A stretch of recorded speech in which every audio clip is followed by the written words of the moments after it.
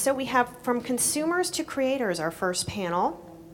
And I'd like to introduce the moderator and the panelists. There's lots of names, so bear with me here. Creativity is inherent in all of us. Hear how these innovators share their passion and inspire others to evolve from just consuming to creating.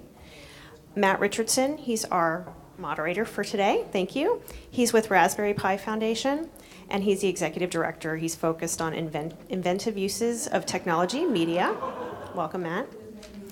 We have Alissa Bushnell. Oh, sorry, Alissa is co-founder of Tools Camp, and she's a managing director at 104 West Partners. She's a maker, publicist, and has built, positioned, and promoted companies, and done this for quite a while. She's raised in the Valley, and I love this. She was Pong's first beta tester.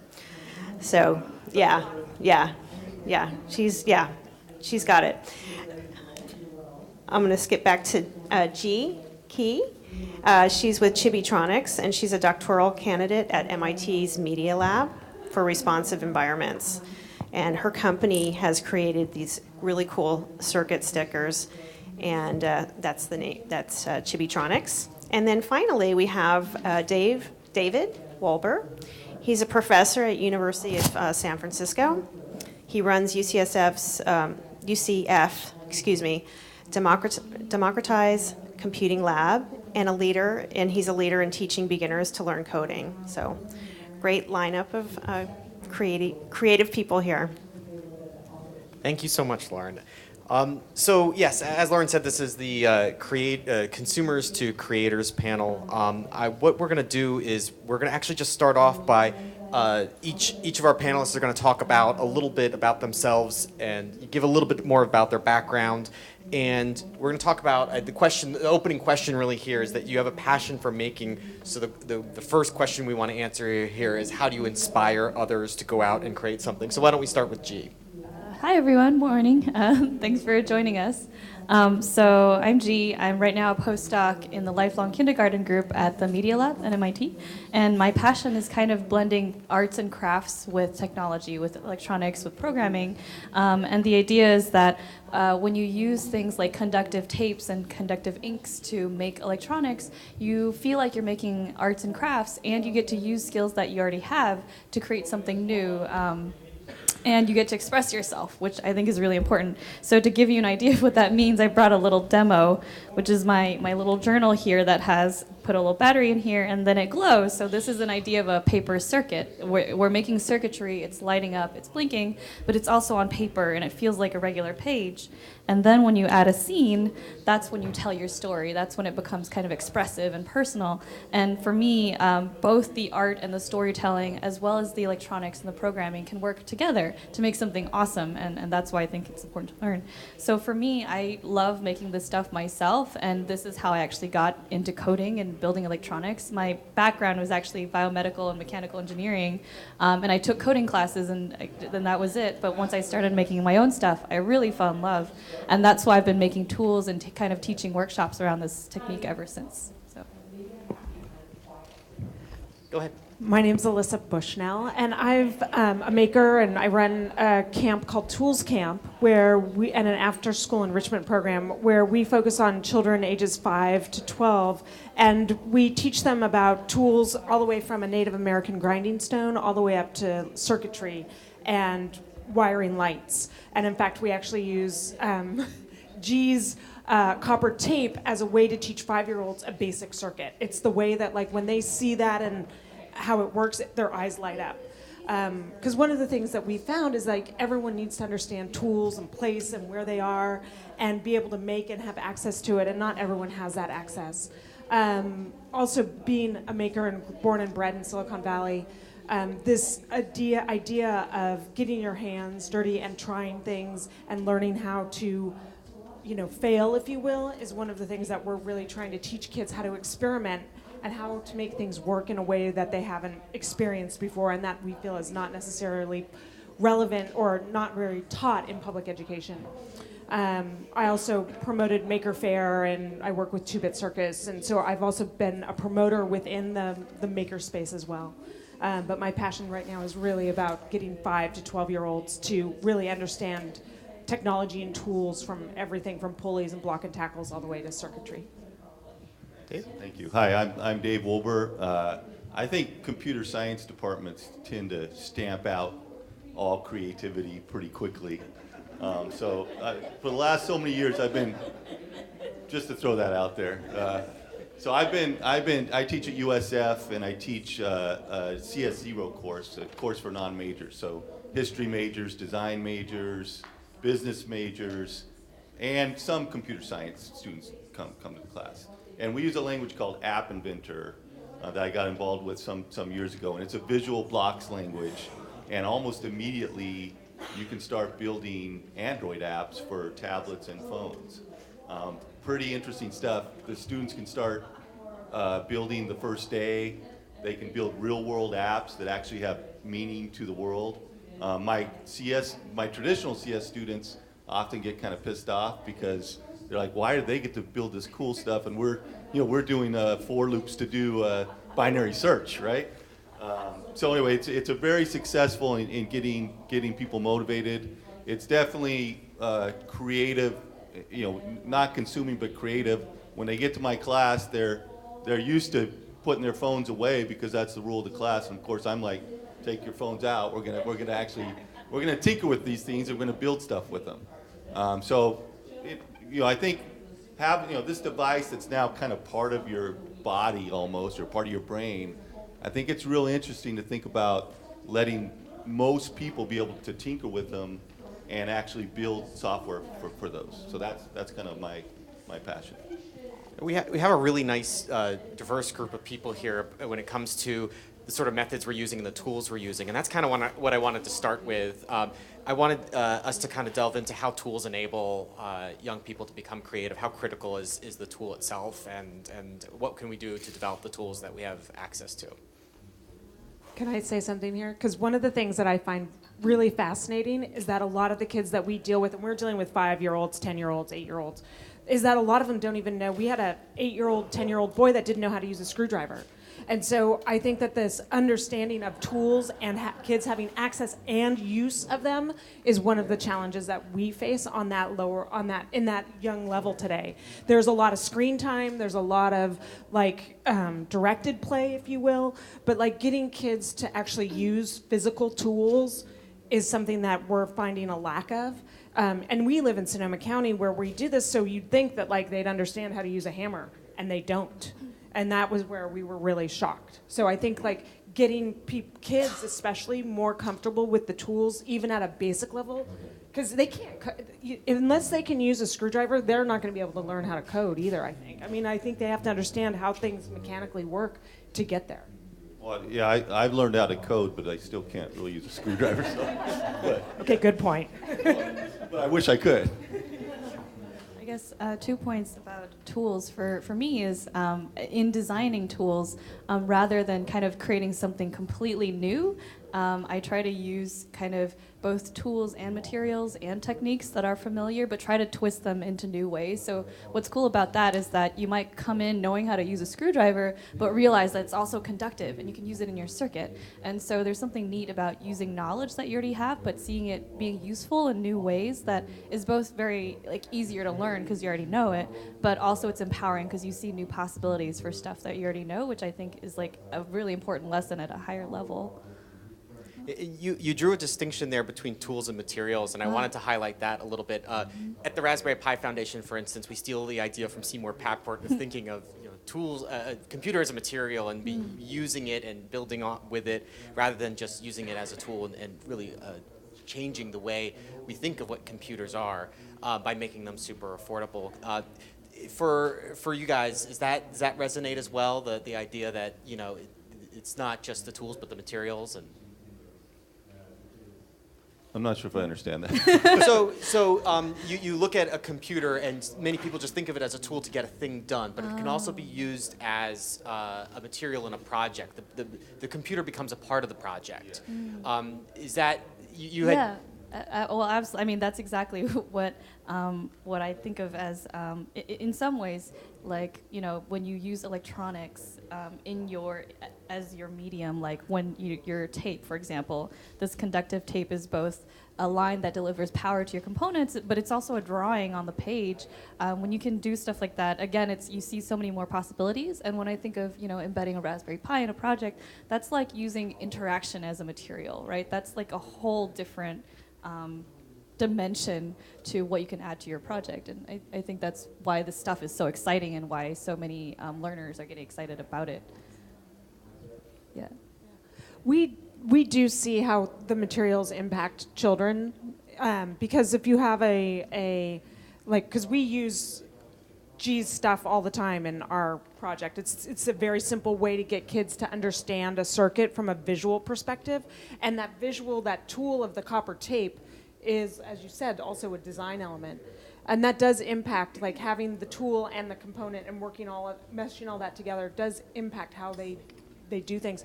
I also think it's like taking everyday things and transforming them, because every tool, when you look at it from a creative perspective, has two lives, like you said, right? It's the life of what it is, and then it's the life of what it can be, right? A Tupperware bowl can be a Tupperware bowl, or it can be like, the body of a ladybug, right? You just don't know. So if you can put that creative filter on the tools to see what else they can be or become, that helps open that mind in a way that I just so find juicy.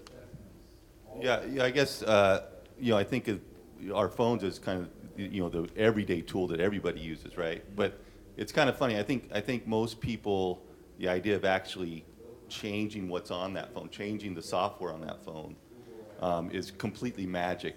It's not even a dream. I don't think most people even dream of it. So I think in enabling people just to even see, oh, wow, I can change this thing that I use all the time and control it is very empowering. Even if someone doesn't go on to be a programmer, but just being able to change this major tool they use every day.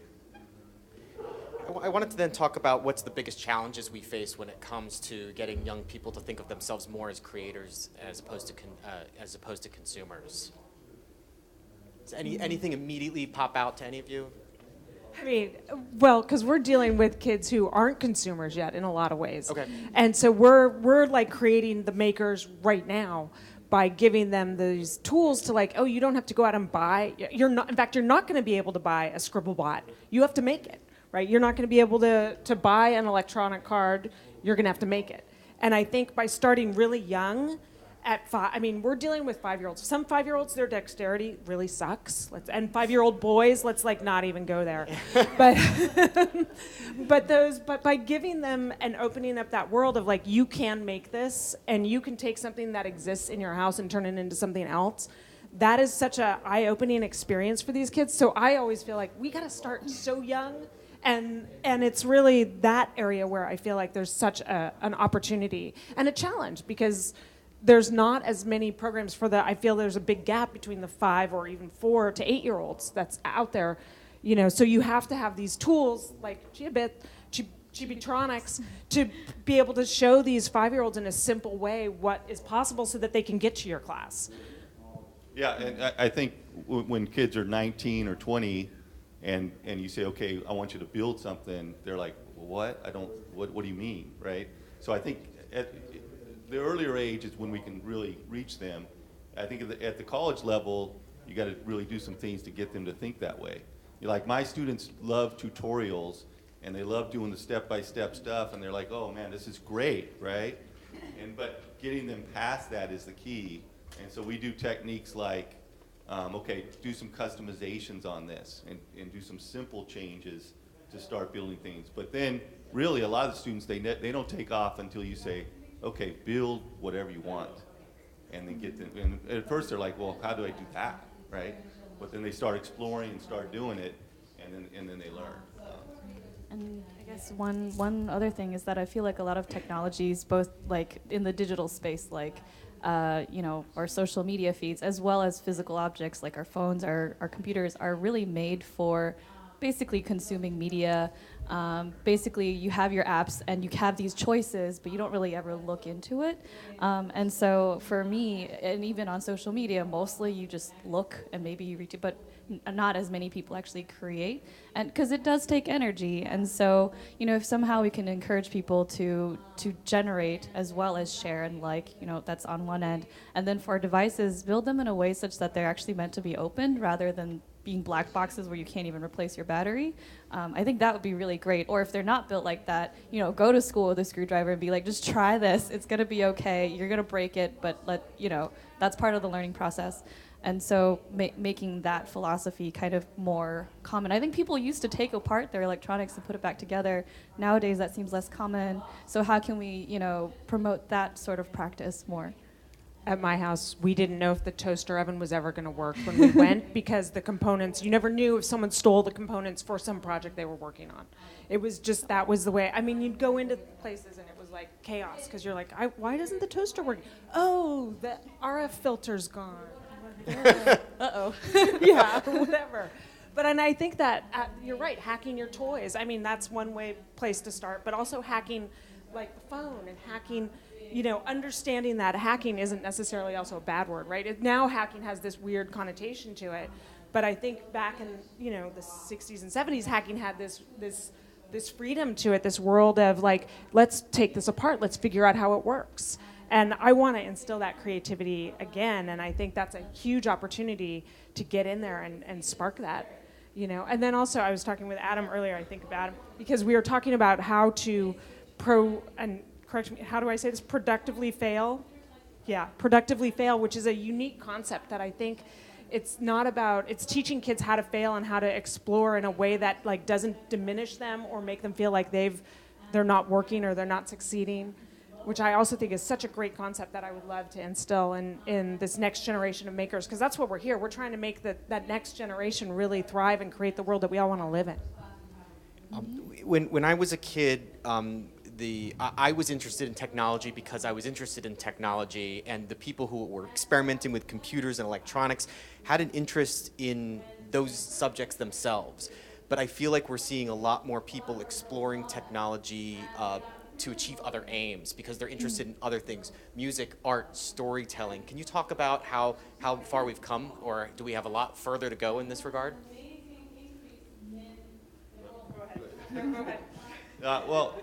Yeah, I guess I was going to say, I see the world kind of as maybe in two groups. One is puzzle doer people, and they want to solve a puzzle, and they don't care necessarily what the puzzle is, but they love doing that. And then the other group is people that want to solve real world problems or make things, etc.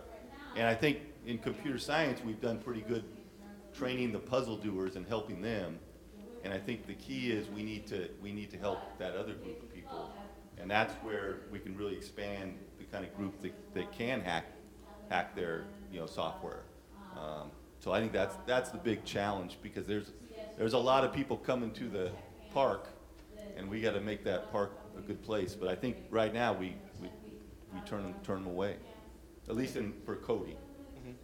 I would add maybe a third group of people who don't really necessarily are inspired by problems or puzzles, but maybe they're the artists. They want to tell a story. They want to make something beautiful, and there's no wrong answer, and there's not even a question or a challenge, but there's still it's still exciting to just create, in some ways create for the heck of it.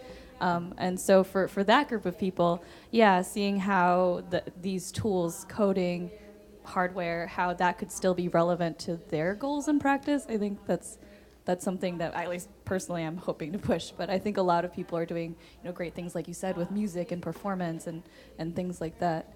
And I do think that with things like electronic textiles, where you can sew circuits, with this paper circuitry stuff, with a lot of wonderful software for making it accessible to mix your own music and make your own videos, like that is letting us go very far. And kind of the other side of that, which is to share your work through social media, through Instructables, things like that, that's helping a ton. But of course, I'd like to think that the sky is always huge, that we always have ways to grow and make this even better.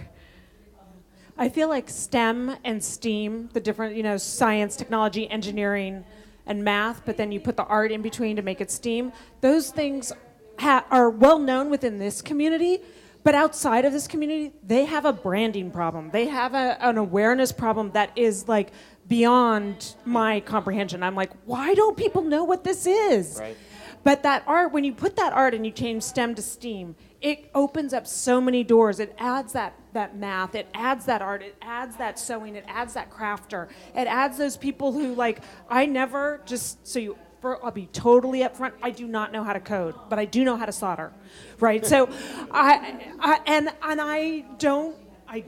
software has never been my thing, but adding art in there, like I have a minor in art, so that's where I started using that as my entry point, and so do a lot of other people, right? But I think that we, as all educators and makers and doers and idea people here, our job needs to make sure that everybody knows what STEAM is. Please make them know, because that is a way to help solve some of this challenge and help make this next generation of makers.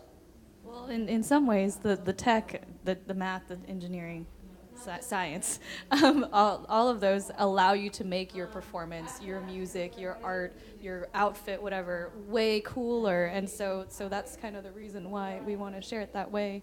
It's not about like making a painting about biology. It's using, leaves to make ink for your paint or something like that. But kind of sharing in that second way, because I've also seen it kind of go wrong in some ways. Yeah. Let's talk more about sharing then. I think all of you have a different perspective on how and why we encourage young people to share what they create. Do we want to just go along the line, talk about how sharing plays such a critical role in creating?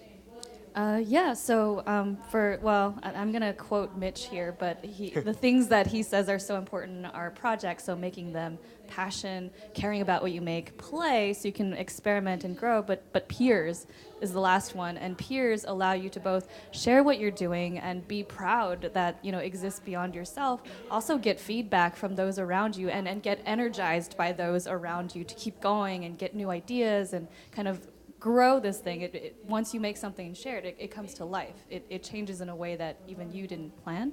So that's I don't know, kind of the most exciting part for me. And as a learner, when you share, you also become a teacher, and that's also very empowering because you also see that light bulb go off in other people's heads. So it's a huge part of it.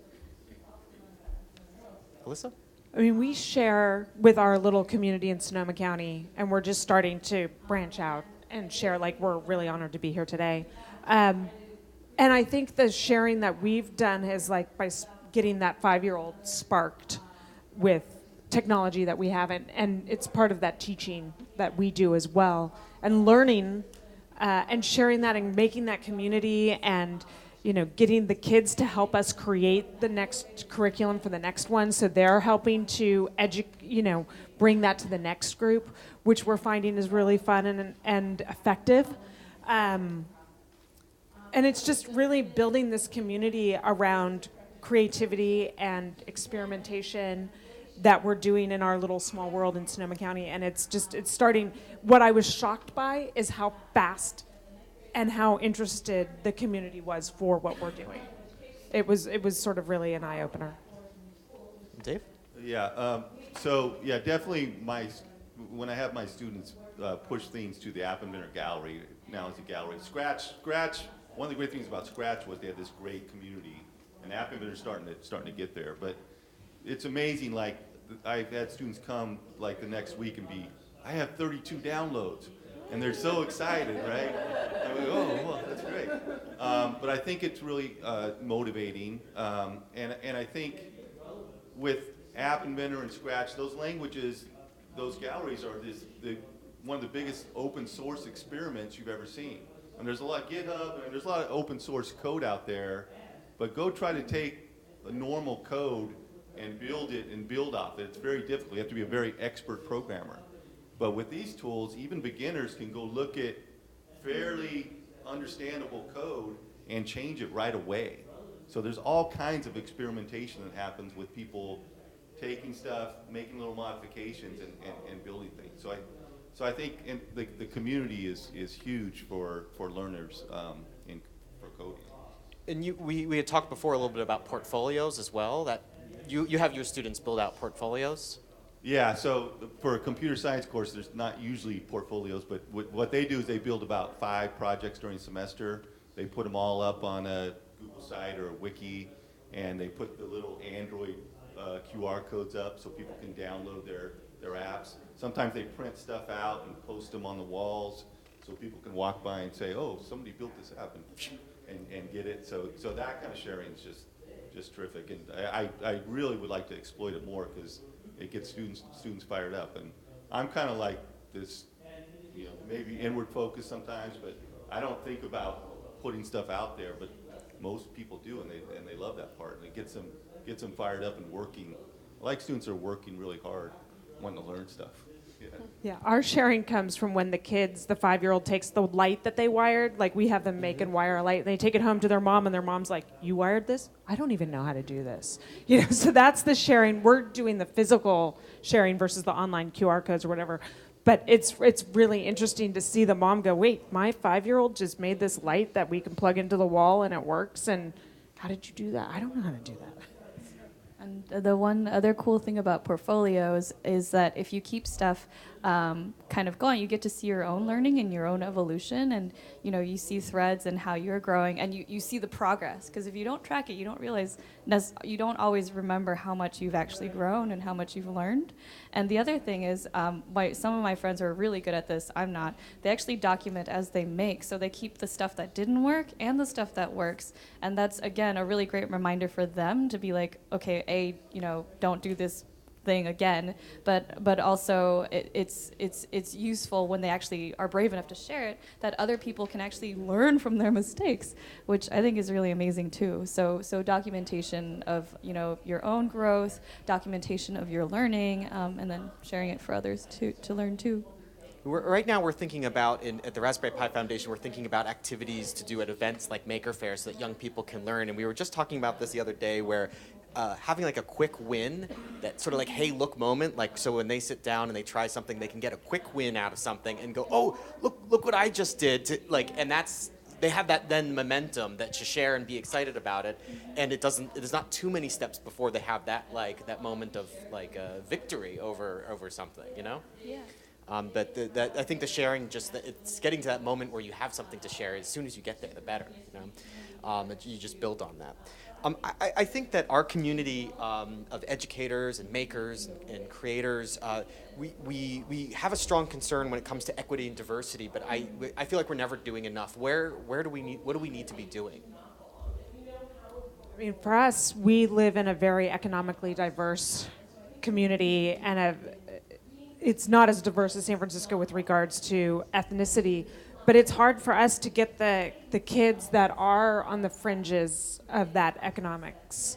And that's a challenge for us. We actually are trying to figure out ways to combat that and get some of the kids who don't have either the financial means or even the resources to get to us. And it's a real struggle. I mean, I wish I had a solution, but we're still trying to peel back that onion on that one right now. I'll say a little bit. I think with some of the CS0 courses in colleges and beginning courses, we're reaching a lot of people. And we're getting a diverse group interested in computing and programming, and maybe I want to be a computer science major or minor. But I think then they go on to the next thing. So they have that good initial reaction, and well, this is cool. They get pumped up, and then they go to the next computer science course, and it gets pounded out of them. It's like, sorry, this is the real stuff now. You're not going to create anything except these command line programs that nobody cares about, and it's really hard, and it's not fun.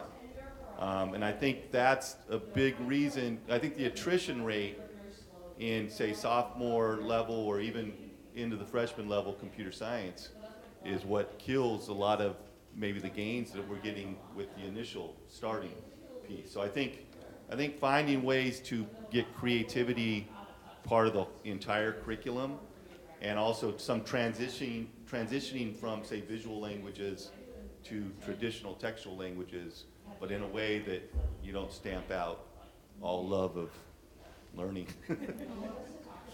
Yeah, and I guess for me, because I'm interested in kind of blending new contexts, I think that, we want to make these materials, affordable, understandable, and accessible so that more learners from all over the world in very different contexts can use it. The other thing is one of my goals is to make, building electronics and programming seem like an everyday thing. Like in the same way that you don't have to be a novelist to know how to write, it's useful for, jotting down your grocery list or your thoughts if you're journaling. I would like to see things like building with circuitry, just another toolbox, another tool in your toolbox to create with. So one example is that the crafter community, so these are typically adults who like to make greeting cards and home decor. They're starting to use these stickers and this copper tape to light up their cards and light up their scrapbooks. And what's exciting for me there is a lot of these are adult women. So suddenly you see mom or grandma, building these cool circuits. You see it in your everyday life. It's not something that is just in the classroom, just in the lab, and you can ask mom and dad, grandma and grandpa, about how to get these circuits to work. We're starting to see things like that. So bringing these learning contexts outside of the classroom, maybe that's what I'm saying, to your extended network, your family, your friends. Yeah. So we have a lot of great momentum here with this conversation, but I think it's a good time to open it up to everyone because I know I can recognize a lot of faces here and I can see a lot of ideas resonating. So if you have any particular things you want to add, anything that resonated that you want to add, or questions you want to throw out to everybody, I'd love to open up the conversation now. And make sure you just state your name and your association so we know. Hello, my name is Sharon Thompson, and I'm from Bullish Charter School. I'm the Director of Innovation there. And what I wanted to ask more about is the connections we were talking about between the tools and the materials. Like when you were saying how the screwdriver, you need to learn how to use it, but then you realize, oh, it's conducts electricity, and how like bringing the physical together with the software. And because when I'm working with middle school and elementary school, the reason I do robotics is because it is so much more concrete than programming on the screen that seems very abstract for them. And I'm always trying to bring the physical to, and how do we do that with more crafters, with quilting, with like things like that? Yeah. That's open to anyone here if anyone wants to kind of add or go ahead. I mean, we definitely use the physical because of our age group that we're dealing with, and I find that like giving them the awareness that they can create tools. So we start with a Native American grinding stone because the property that we have has a Native American grinding stone on it, and where we teach the camp. And then we move into, they make their own horsehair paintbrushes and we make our own paint. And so by them having to start making their tools and seeing how the people from the past made their tools, then we bridge them up into the electronic world. And by being that physical, you're right, there's a big connection there. That's why robotics is great. But I also think finding like these copper tape cards are rocking. Especially for that, I mean, I'm gonna be her publicist for a moment, but like seriously, Chibitronics rocks, especially for getting, the younger kids understanding a basic circuit. And it's a physical tool that you have that then translates in a visual and creative way. It brings the art. I mean, I could go on. But like that understanding and bringing those tools that are physical for those young kids into the real world is really where I feel it's at. We also do like an egg drop and a marble run. So we bridge from tools that also, and pulleys and levers are an area that we also deal with that are a physical way of getting kids to understand tools. We have, we put a block and tackle together, and we have a 5-year-old lift up a 200-pound man with one hand. And like when kids see that they can lift a full-grown man 5 feet off the ground, their like eyes are like in wonderment, and they're like, okay, but it's that physical act of them doing that really with the tools that they have, and then they start going, okay, what else can I do? How else can I do this? Where else am I going to go? How can I use this? And how could I use these cards? How could I get to coding? And it opens that door. And so I think that physical connection is really critical, especially in the younger ages.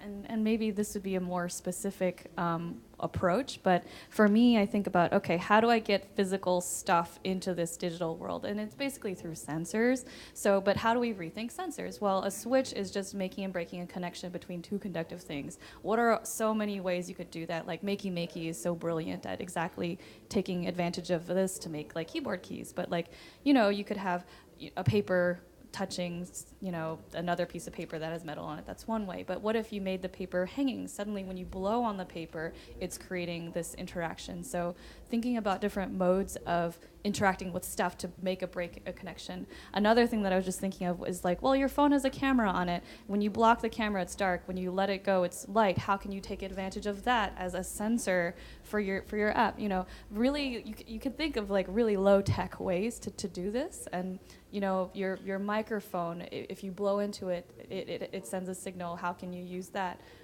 So just basically opening your mind about how you might use your available sensors is another way to put it. But I think there's a lot there. Let's add one more thing. One thing I like to think about is the phone as a Swiss Army knife, right? You can do so much with it. Including sensors and media and all that kind of stuff. So I think it's an interesting tool to be able to program. Yeah, Andrew Coy, is unaffiliated is my affiliation. In terms of this conversation, who's not having this conversation, right? Like if you look and say, is it that not enough young people are sort of exposed to this yet? Is it parents? Is it teachers? Is it support staff in school systems? Is it out of school? Is it administrators? Like, who's not having this conversation that we should be talking to? Like when we all go from here, we should find 5 people to talk to about this. Who are those 5 people? So I think parents get it. I mean, I think parents are, I think they want their students or their kids to have creative stuff. They want them to learn technology and coding. I think in schools it's just a huge challenge because you want your curriculum, you got to cover A, B, C, and D, and you got to cover these topics. Where does this stuff fit in? If I add a bunch of creative elements where the students are just building, they're going to learn a lot, but it's kind of, I'm not in control as much. And I think fighting those kind of traditional thinking. So is it like central staff at a school system that we need to tell to change that, or is that like? Could you repeat the question? Trump.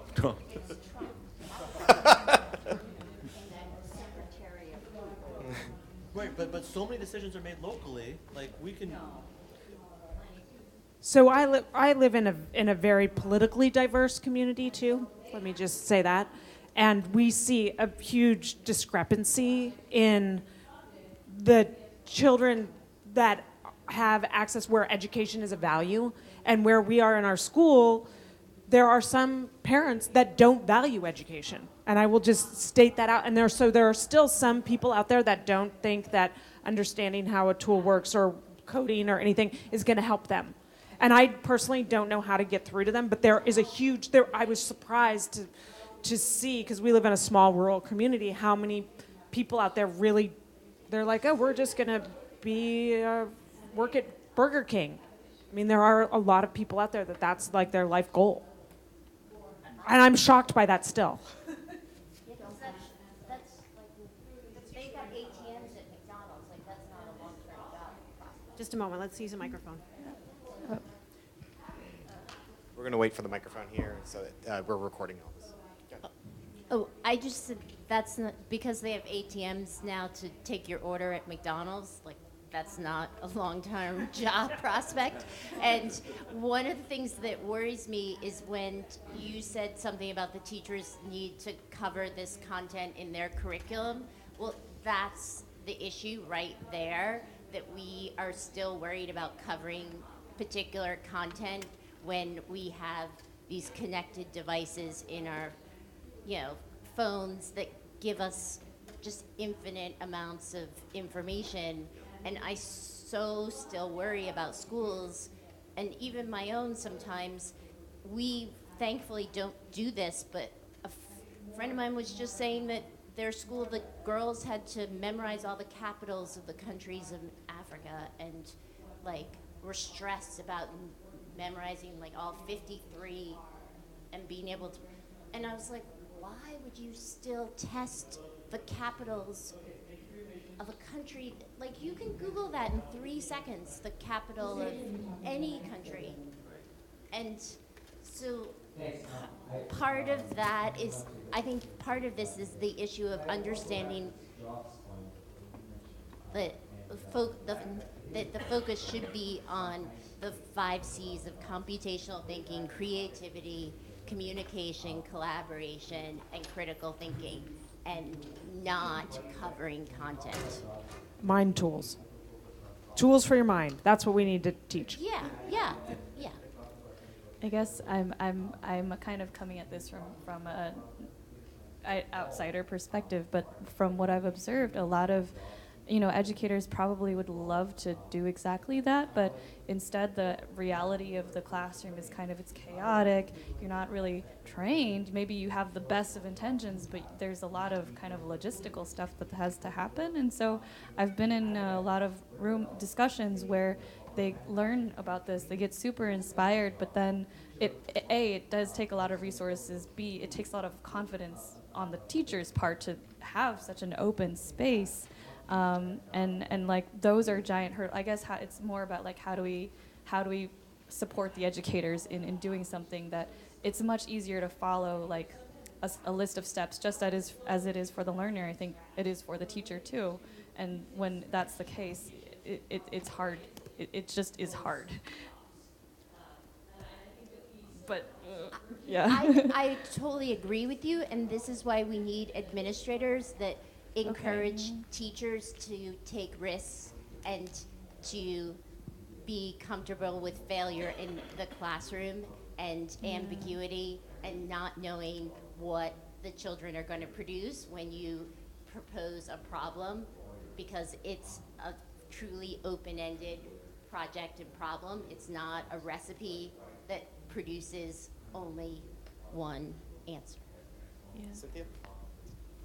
Hi, my name is Cynthia Solomon, and I'm a free agent. But I want to go back. I started a programming language for children called Logo, and I did that with Seymour Papert. And I worked with Seymour for many years in the starting of thinking. And in those days, like in the early, well, we started it, apparently it's the 50th anniversary of Logo.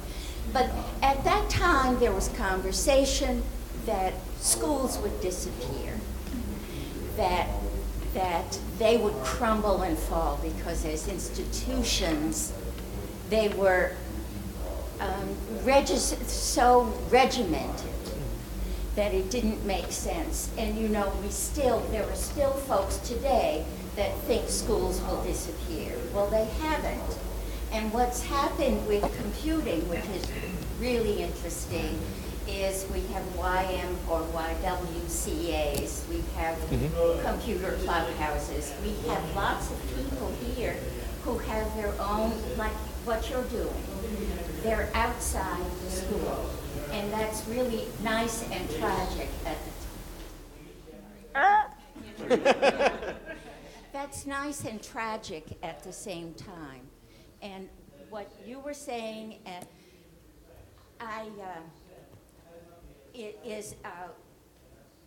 we never talked about things being wrong. They were bugs, and you spent your time debugging.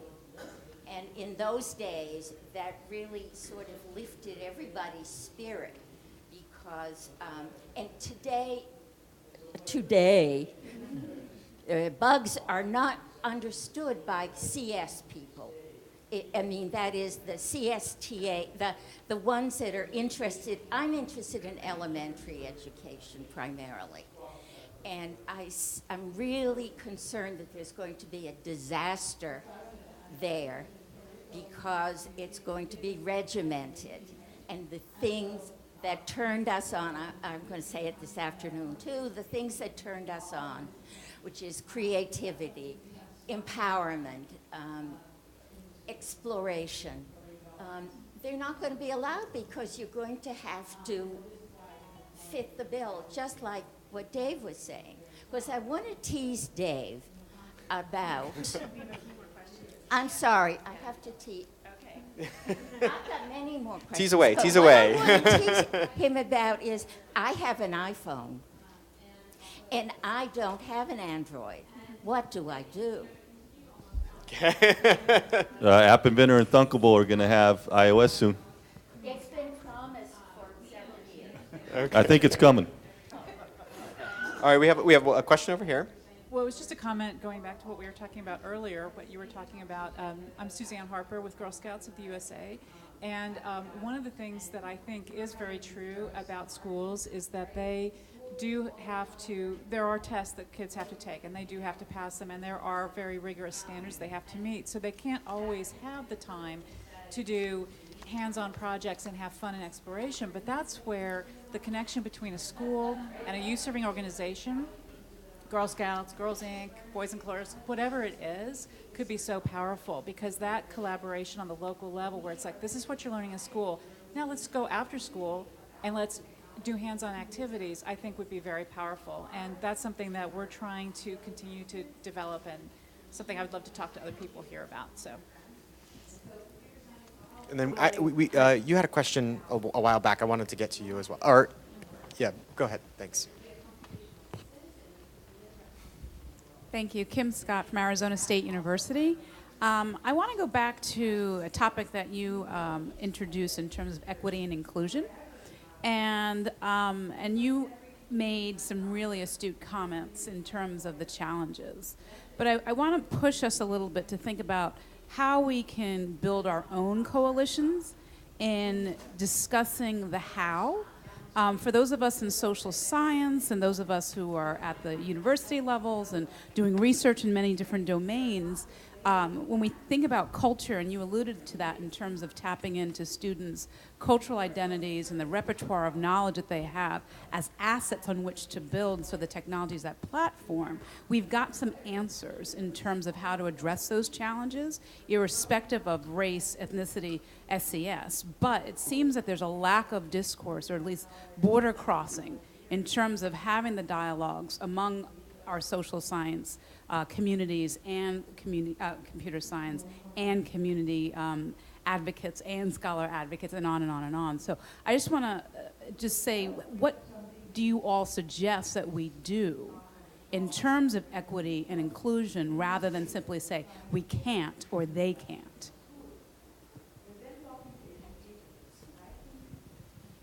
I'll just make a couple comments. One, I think in computer science, the striving to get more women included in the field, I think there's been a lot of research and a lot of work in that area, and there's been strides. I think the other people of color in that whole side of things, there's been much less, and I think that's a very important thing that needs more attention.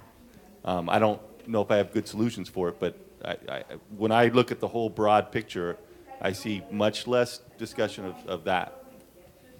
So for us in Sonoma County, what we've done is we started Tools Camp because we wanted our daughters to understand science and technology a lot better than they were getting in school.